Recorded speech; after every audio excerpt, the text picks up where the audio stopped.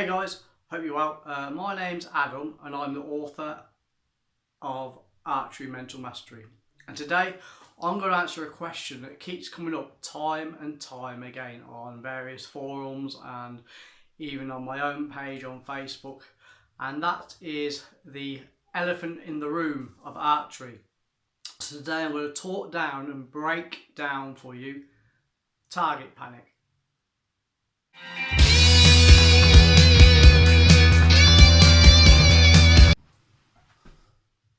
So what do I mean by there needs to be a series of things happen before anyone feels that panic? Well, with any behaviour, with any feelings, there needs to be something happen first. Now, some people recognise this and some people don't. So the first thing that needs to happen is we need a stimulus. Now, what stimulus am I on about? Well, for archery, it could be as simple as stepping on the line. It could be as simple as a pressure on yourself to improve your handicap. It could be that you've improved your handicap and you're putting pressure on yourself to continue that good run. It could be an inter-club competition. It could be a regional competition, as we say, a county, or in America and other parts of the world, a state competition.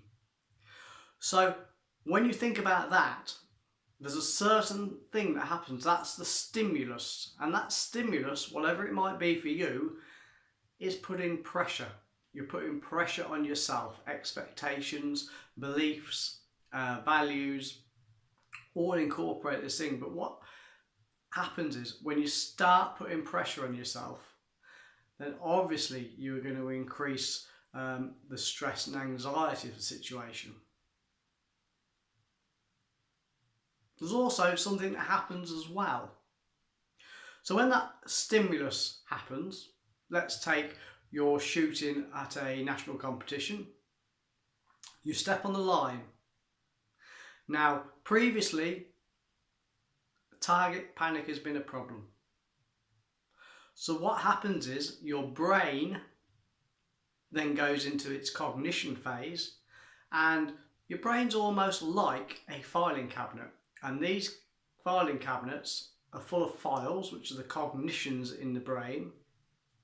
So your brain opens that filing cabinet and finds that file that has for reference for competitions, for example. Within that file, there'll be a reference for panicking. It'll be part of the process. But before this happens, and I want people to recognise this pattern that happens, we go through, or lots of people go through, it's a generalisation that everyone goes through, but what I've found is the vast majority of people do this. It's called the what if set. The what if set of questions.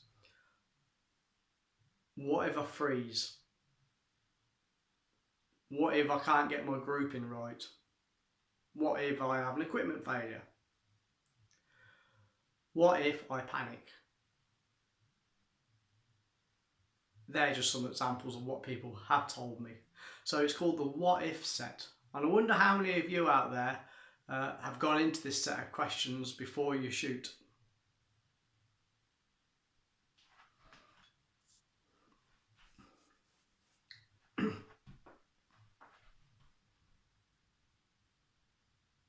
So there's the stimulus part of panic.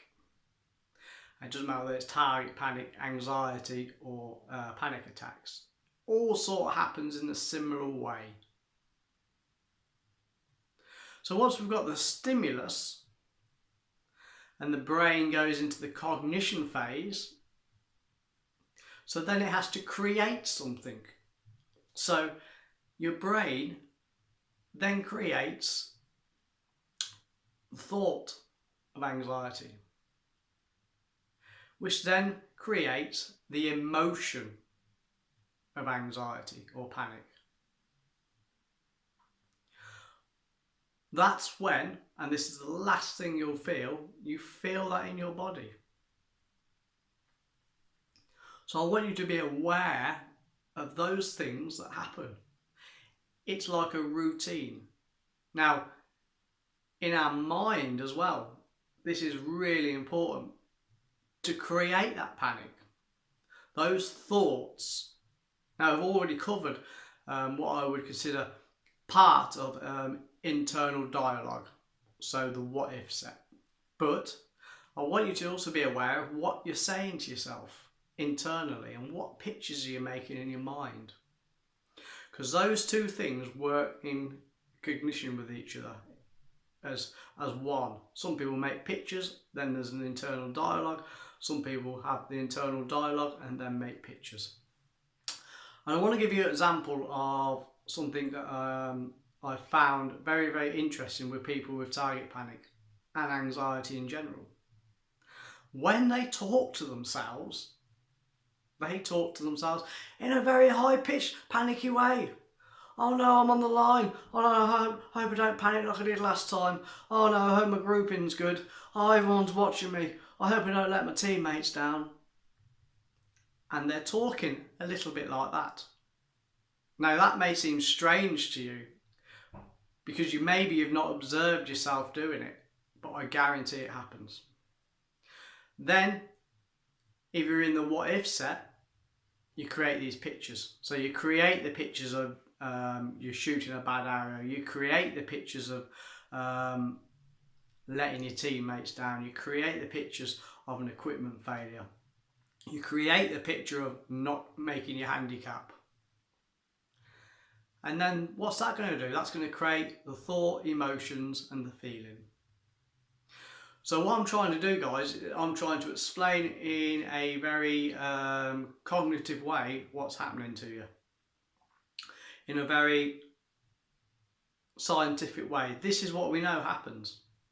Having seen thousands of and done thousands of client sessions for anxiety and panic attacks in my hypnotherapy business, I know this happens. I know there's a pattern. Now there's lots of people out there who will tell you how to get over it. There'll be people who tell you need to do the bail shooting, the physical side of it, and that is right. You do need the physical element to it. But what we need to do is find a way to interrupt that pattern. Interrupt that pattern of thought and behaviour. And it is called a pattern interrupt. Now, the simplest way to do it, especially if you're at an archery competition, is I would wear an elastic band on my wrist, whatever wrist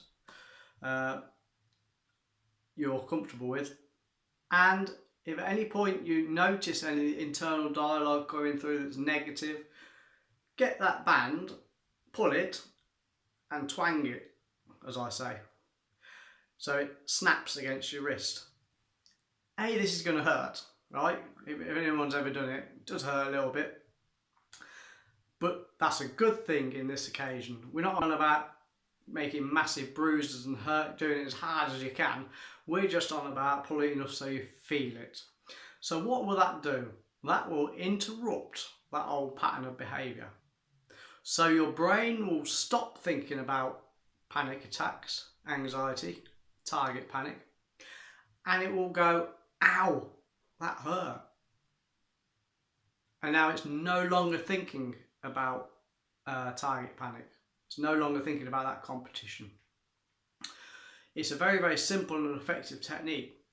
Then what you need to do is you need to put something positive there. So you need to, I would suggest take some nice deep, maybe 3 diaphragmatic deep breaths, and then start thinking more positively. The reason for this, and the reason we know this works, is it starts to rewire your neurons in your brain. Just like the neurons in your brain for target panic, there's an old saying, if they wire, they fire. So if you imagine neurons like this, they're fired, and each time you go to an archery competition, they're firing because there's negativity there. And it doesn't matter whether they're negative or positive, they will still fire. So by twanging that elastic band, what you're going to do is break that old pattern. and keep breaking it, keep breaking it and keep breaking it, so that they become unwired. Now when we relax and think positive thoughts, what's going to happen is you create new neural pathways in your brain. And guess what they're going to do? They are going to fire. They're going to wire and then they're going to fire. Now, it takes around about 2 weeks to rewire the brain, or for the brain to start rewiring new behaviour, new thought patterns. We know this from scientific evidence. So that's what we need to do, guys. So let me go through that again and just recap for you. So we have the stimulus. We need to recognise that in Archery. What is it? What's your trigger? Then we have the brain going into the cognition phase. But as soon as we have that stimulus, that's when we need to twang. So say it might be you're putting your equipment, you're putting your riser together and your limbs together, and all of a sudden the anxiety starts then. You need to recognise at what point this happens. Interestingly, what I know is, from talking to many archers, is there's a theme that goes on. So before the competition, you have thought about what could go wrong lots and lots of times. So you've rehearsed going wrong. Does that make sense? You've rehearsed not hitting the target. You've rehearsed not getting them groups. You've rehearsed your string snapping. You've rehearsed that bad feeling of failure. You've rehearsed target panic. Now just think about that for a minute. What am I saying? You've rehearsed how you want to behave. By rehearsing how you want to behave, you've given your mind and your brain that information that is the correct thing to do. Does that make sense? Because the brain can't tell the difference between imagination and reality. So by rehearsing what you want to happen, you've preloaded your brain with that information. That is what I want to happen. I want to step on the line and I want to get target panic. That's interesting, okay? I want you to take note of that. How many of you out there actually practice failure or practice negative feelings or thoughts a lot? Because you're actually pre-programming your brain that that's what you want to happen. Interesting, okay? It'll be interesting for a lot of you to discover that you're doing this. But don't be too surprised to find that it's easy to change also. So there's a massive hint and tip. Rehearse in your mind success. Rehearse in your mind feeling and looking relaxed on the line or wherever it is. Because then when the brain goes into the cognition stage and pulls that file out for shooting archery in competitions or whatever it is, it's going to have new information at the start. It's going to have fresh information. Okay, I need to relax, focus and concentrate. Shut the jaw. That's the information the brain's got, and that's what it will use. So that's why on a lot of my posts on Facebook, you'll see me go on about visualization a lot. Why? Because we know that the brain picks up that information. It doesn't know the difference between reality and imagination. So if your imagination is saying success, success, success, guess what? It doesn't know anything else. It won't have a reference for failure. It won't have a reference for target panic. It will only have a reference for that being in control, relaxed and focused. So that's what will happen. That your mind will then create. We've had the stimulus, we've had the cognition, the thought phase, and we get the emotions and feelings. So if your emotions are positive and happy, and you're feeling relaxed, guess what's going to happen, guys? You're going to get the results you want, and that target panic is going to be reduced significantly. Now this does take a little bit of practice. So what I want you to do, guys, is practice that elastic band technique. Practice visualising being positive and practice being relaxed, controlled and focused. Let me know how you get on. I hope you found this video interesting and informative. I'm going to make a few more videos probably in the future the reason I made a video is, as you can see, it's rather long, and to get this information over in a post is well, it would take probably a week. So again, thanks for listening, guys. This is Adam from Archery Mental Mastery.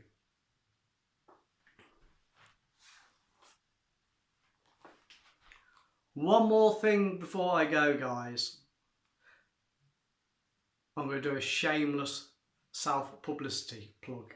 So if you haven't got my book or got my program, please have a look at it, because in this book and program, all the information you'll need is in here anyway. However, the program comes with a self-hypnosis CD, and what I found is people are saying not only is the book great because you can take it with you, it comes in PDF and it comes from Amazon in the paperback version like I've got here.